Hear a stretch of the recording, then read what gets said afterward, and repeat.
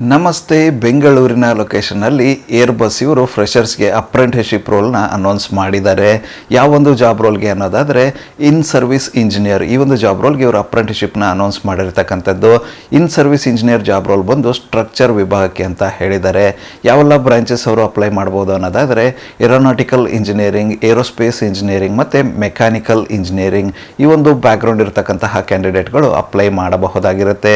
ಈ ಒಂದು apprenticeship period ಬಂದು ಅಂದರೆ ಅವಧಿ ಬಂದು ಟೋಟಲ್ 12 ಮಂತ್ಸ್ ಅಂತ ಹೇಳಿದ್ದಾರೆ. 12 ತಿಂಗಳ ಕಾಲ ಈ ಒಂದು ಅಪ್ರೆಂಟಿಸ್ಶಿಪ್ ಇರಲಿದೆ ಅಂತ ಹೇಳಿರ್ತಕ್ಕಂಥದ್ದು.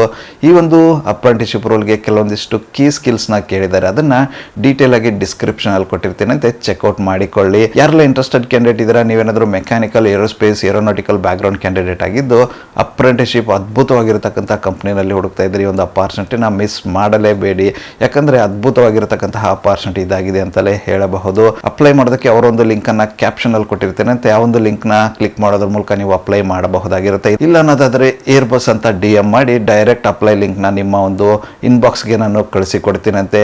ಇಂಟ್ರೆಸ್ಟೆಡ್ ಕ್ಯಾಂಡಿಡೇಟ್ಗಳು ಯಾರೆಲ್ಲ ಇದ್ದಾರೆ ತಪ್ಪದೇ ಅಪಾರ್ಚುನಿಟಿನ ಯುಟಿಲೈಸ್ ಮಾಡ್ಕೊಳ್ಳಿ, ಮಿಸ್ ಮಾಡೋಕ್ಕೆ ಹೋಗಬೇಡಿ. ಮತ್ತೆ ಸಿಗುವ ಮತ್ತೊಂದು ಅಪಾರ್ಚುನಿಟಿಯೊಂದಿಗೆ. ಅಲ್ಲಿವರೆಗೂ ನಮಸ್ತೆ.